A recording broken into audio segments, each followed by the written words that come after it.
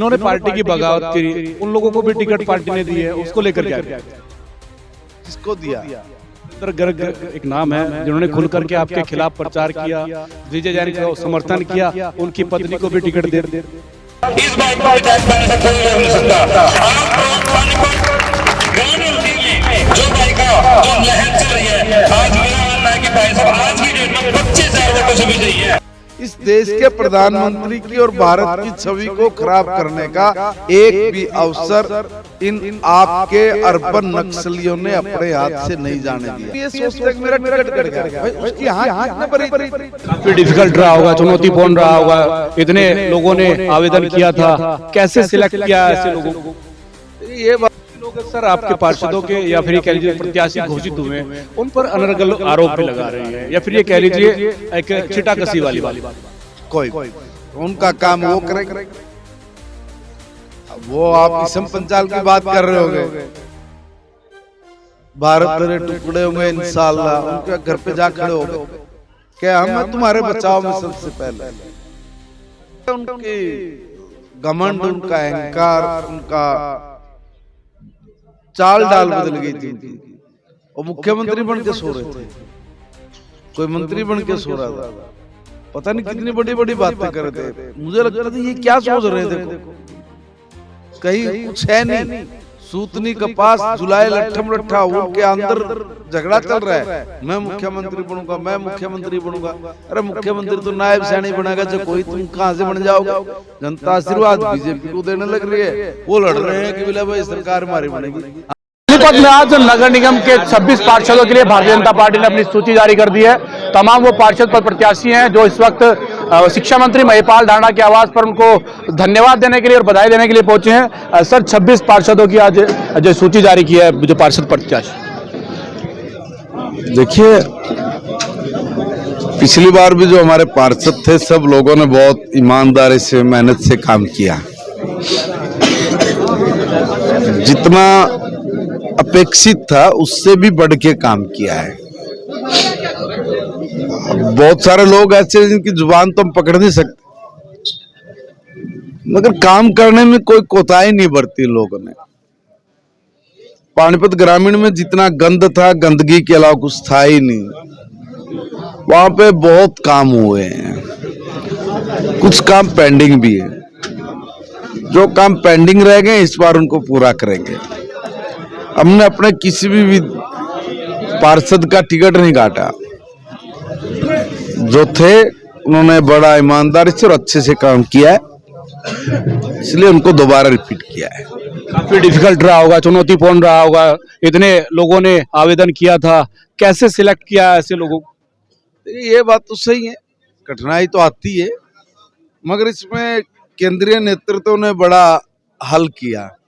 उन्होंने कहा कि भाई आप सिर्फ ये बताइए, ये नाम है, इसके बारे में बोलो, इसके बारे में बोलो, सबके बारे में उन्होंने हमसे पूछा। उसके कहा कि भाई आपसे ही नहीं, और भी 3 4 5 जो लोग हैं, हम उनसे भी एक बार जरा इसके बारे में बातचीत करेंगे, और करके जो फाइनल होगा करेंगे। लोग सर आपके पार्षदों के या फिर ये कह लीजिए प्रत्याशी घोषित हुए हैं, उन पर अनर्गल आरोप भी लगा रहे हैं, या फिर ये कह लीजिए एक छिटाकसी वाली बात। कोई बात, उनका काम वो करेंगे।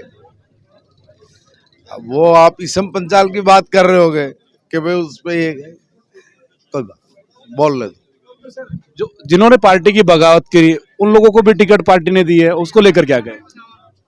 किसको दिया? गर्ग एक नाम है जिन्होंने खुल करके आपके खिलाफ प्रचार किया, विजय जैन का समर्थन किया, उनकी पत्नी को भी टिकट दे दी है। कहाँ से दिया है? मेरी जानकारी में संज्ञान मिलेंगे सर। देखिए, मैं इन छोटी चीजों में कभी नहीं पड़ता। मुझे हर व्यक्ति ने वोट दिया। 50,000 की जीत कोई छोटी जीत नहीं होती। 50,000 से 800 से यानी 51,000 का टिक्का किया हुआ है मुझे, तो ये जीत कोई छोटी जीत नहीं है। और जो इतनी बड़ी जीत के बाद भी नुक्ता चिन्नी मारे, वो गलत है। मेरे को सब ने वोट दिया, सब ने मुझे सपोर्ट किया, मैं सबका धन्यवाद करता हूँ। और मैं इस तरह की छोटी चीज़ों में कभी नहीं पड़ता कि भाई इसने विरोध किया था, इसने किया था। विरोध करने के बाद क्या हुआ फिर? वही कर विरोध करने के बाद क्या हुआ।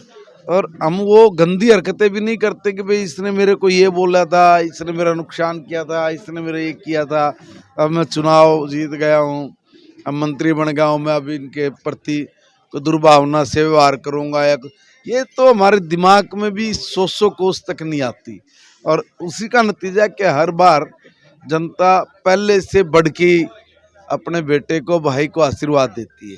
इसलिए फालतू की चीज़ों के लिए ना तो मेरे पास टाइम होता है और ना मैं इन चक्करों में कभी पड़ता। मैं क्या, मेरा पूरा परिवार ही नहीं पड़ता। हम कभी आपको किसी की बुराई करते हुए नहीं मिलेंगे, किसी के विरोध में बोलते हुए नहीं मिलेंगे, किसी का गलत करना ये सोचते तक भी नहीं, करने की तो बात ही बहुत दूर है। जब मिला जिसका मुकद्दर है वो लेगा। इस बार हरियाणा में बड़ा असंभव लग रहा था कि बीजेपी की सरकार बनेगी। आपकी मेहनत के बलबूते पर, या ये कह लीजिए जो आपने पंचायती राज में जो काम किए उसके बलबूते पर हरियाणा के अंदर सरकार बनी। आपने दिल्ली के अंदर प्रचार किया तो वहाँ पर भी दिल्ली के अंदर जाके 27 साल के बाद बीजेपी की सरकार बनी। अब निगम चुनाव को सर कैसे देखते हैं? देखिए, खाली मेरी वजह से बन गई वो सरकार ऐसा नहीं है।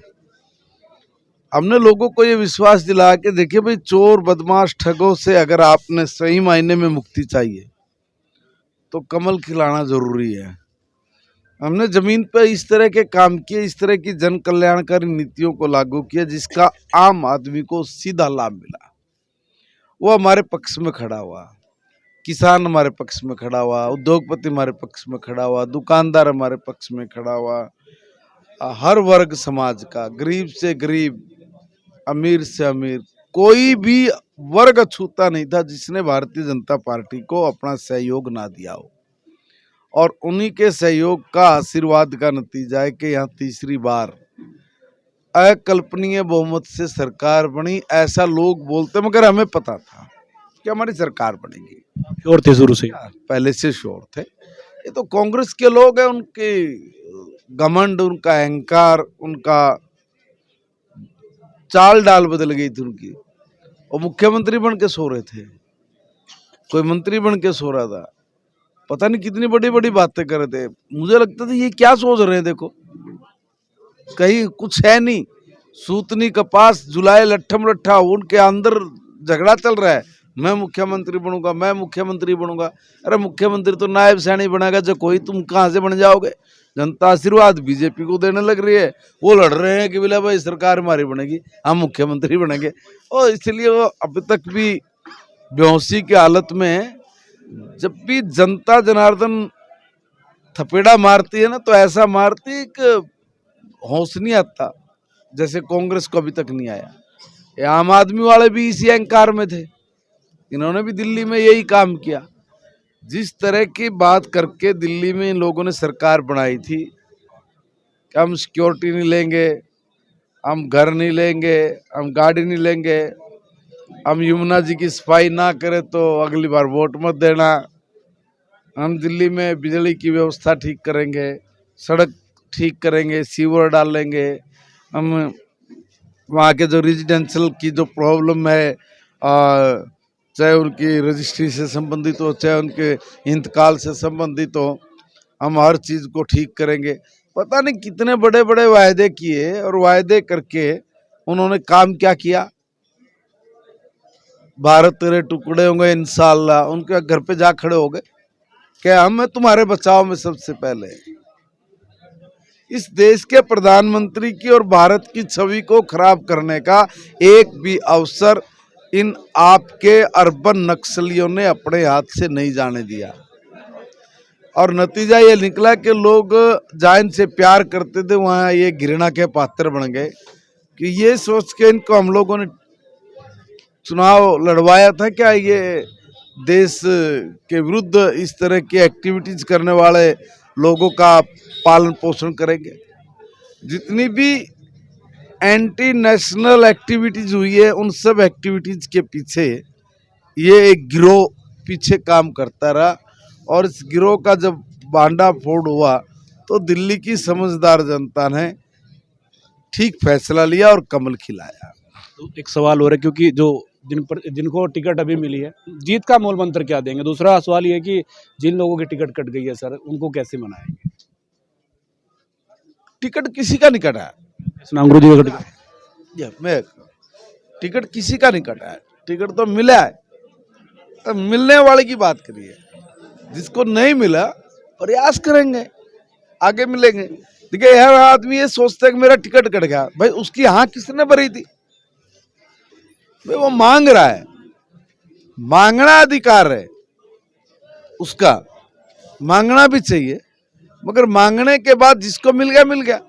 अब ये कही थी मेरी टिकट कट गई, क्यों भाई? किसने दे के काट दी है क्या? देखे तो किसी ने टिकट नहीं काटी ना, मांगी है उसको नहीं मिली। आप ये कह सकते उसको नहीं मिली, जिनको नहीं मिली उनको हम कहेंगे काम करिए भाई, हमारी भी 3-3 बार टिकट कटी, को बड़ी बात नहीं है। टिकट तो देखो किसी एक को मिलेगी। अब 12 आदमी टिकट मांग रहे हैं, 14 आदमी टिकट मांग रहे हैं, मिलेगी तो किसी एक को। इसका क्या मूल मंत्र देने? जीत का मूल मंत्र यही है कि अभी सब लोग अपनी प्लानिंग बना के अपने सब कार्यकर्ताओं के साथ हर घर घर में जाने का अभियान शुरू हम लोग करेंगे। कुछ मुद्दे हमारे हैं, जनता जनार्दन के लिए हम एक मैनिफेस्टो भी लेके आ रहे हैं। उस मैनिफेस्टो के जरिए ही हम लोग अपनी बात लोगों तक करेंगे, और जो घोषणा पत्र हम लोग लागू करते हैं, संकल्प पत्र जो बनाते हैं, उसको पूरा भी करते हैं। हमने आज तक जितने भी संकल्प पत्र बनाए हैं, हर संकल्प पत्र पे हमने अपना काम किया है।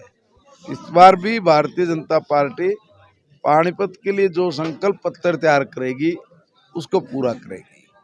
हरियाणा के शिक्षा मंत्री महिपाल डांडा हमारे साथ मौजूद थे। बता दें आपको 16 सीटों पर हमने जो है कि आंकड़े जारी किए थे, और ये कहा था कि लगभग ये सीट तय है, और उनमें से लगभग 13 ऐसी सीटें जिन पर ऑल इंडिया